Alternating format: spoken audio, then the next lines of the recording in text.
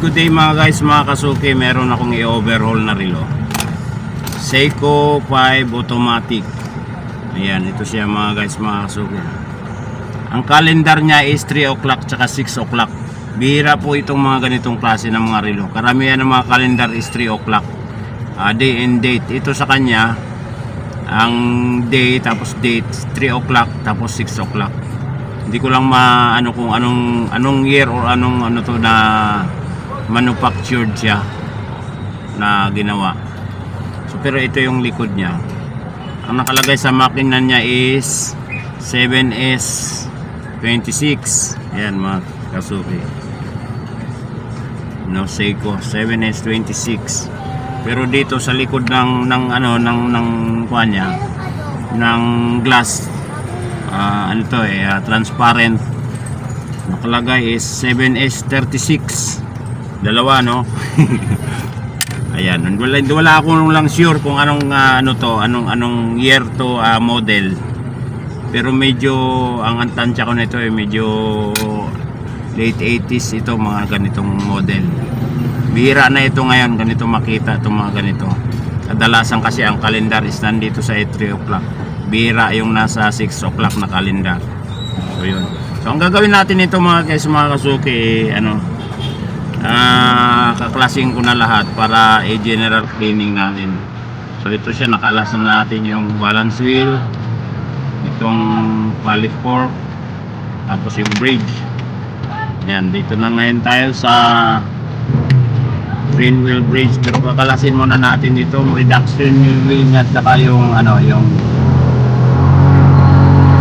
sa Bremen spring. Ayan.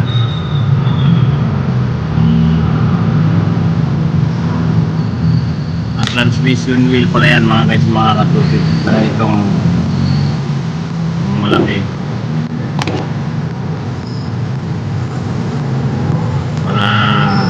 Kasi sabi ng kasuki natin, ayan, nag-i-info daw.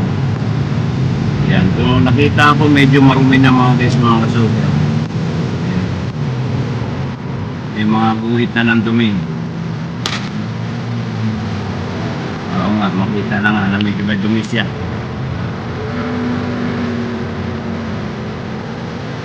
Ayan. Pero natin ang konti kung camera natin. Ayan.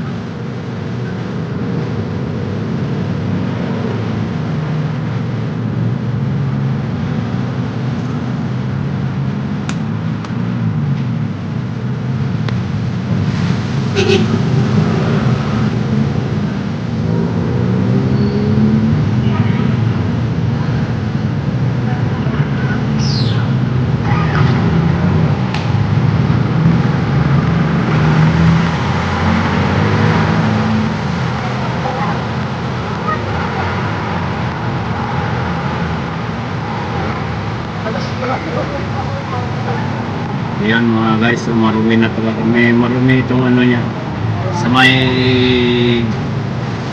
nangingitim.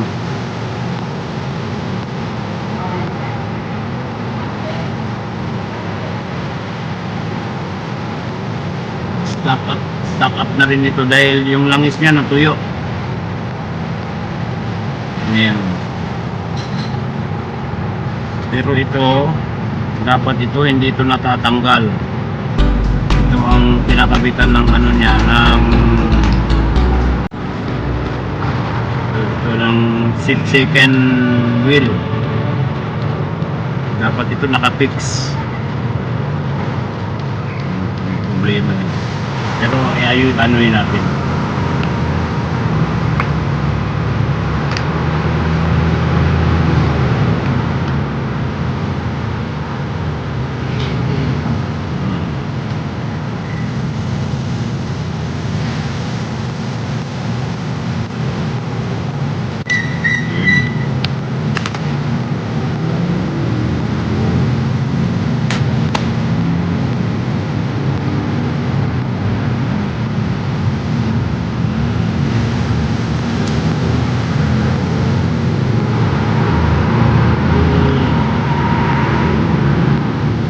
Ayan mga guys, mga kasuki, ito na yung parts ng relo, no? Binabrush natin isa-isa, overhauling para ganda rin itong ganitong overhauling na mano-mano para nababrush talaga yung mga dumi.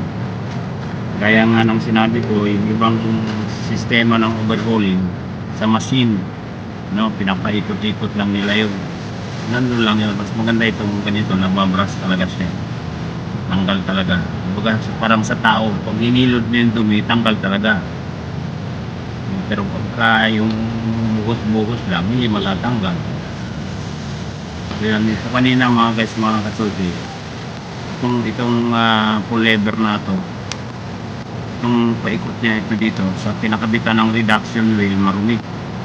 Ayan, medyo malinis na siya. Tsaka okay pa naman ito, hindi pa siya, yung pagkabilog niya hindi pa umuwag, ibig sabihin hindi pa gastado, kasi karamihan nagpo-problema itong dito. At saka itong mga ngipin niya na dalawa na kumakari doon sa transmission wheel, so okay pa naman ito.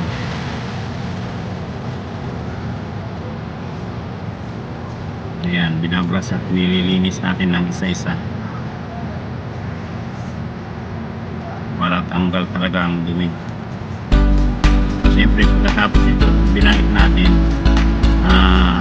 lagyan natin ng langis para naman smooth ang takbo niya.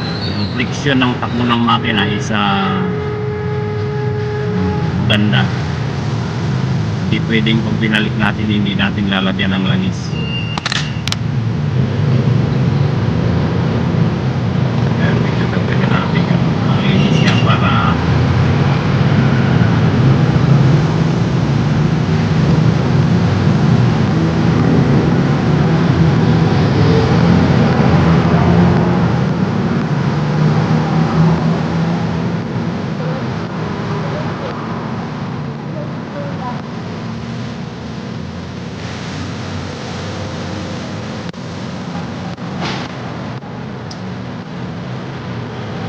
kailangan mga guys, mga kasuki, kung mga jewels niya, maganda yung nababrush siya kasi nag-i-stack ang dumi niyan.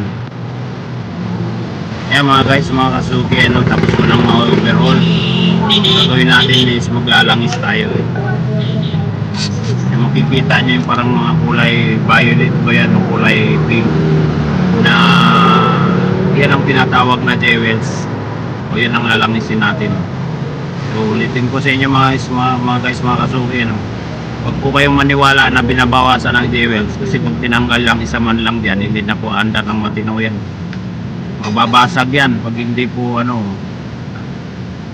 hindi po pwedeng tanggalin yan, kasi yan yung parang pinakabitan ng mga gear, ay itong mga wheels. Yan yung skate wheel, second wheel, third wheel, yan, minute wheel. Yan, kasi parang may mga karayom yan sa mga ilalim. Ito sa bati. May? Ano ba ito?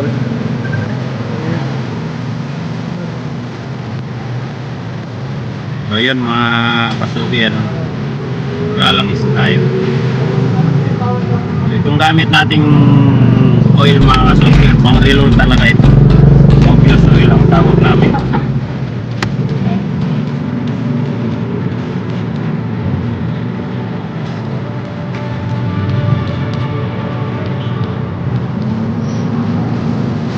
Itong train wheel brake, lalagyan din natin yan.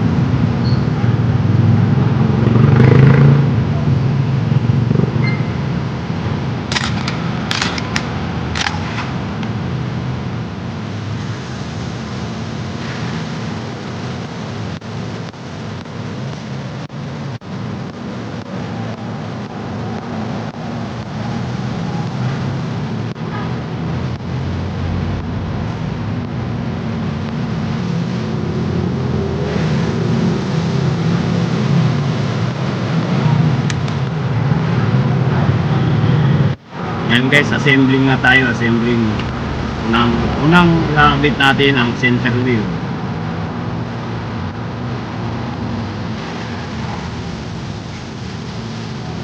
Hindi na sure. Ngayon, Ngayon, sunod ang center wheel bridge.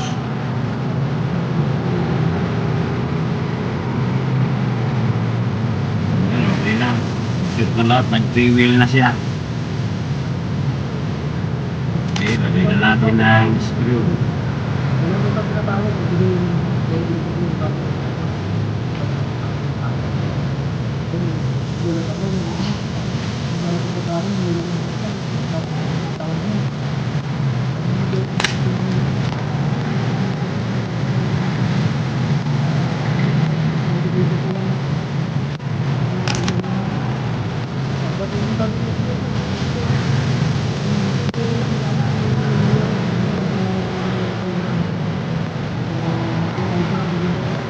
Yan mga kasuki, nag-3-wheel na siya. Tingnan natin. Smooth na ang takbo niya. Maganda yung kung pagka yung nag-3-wheel tayo, nagpa-3-wheel tayo yung tutunog yung sabihin okay na yun. Ito okay naman.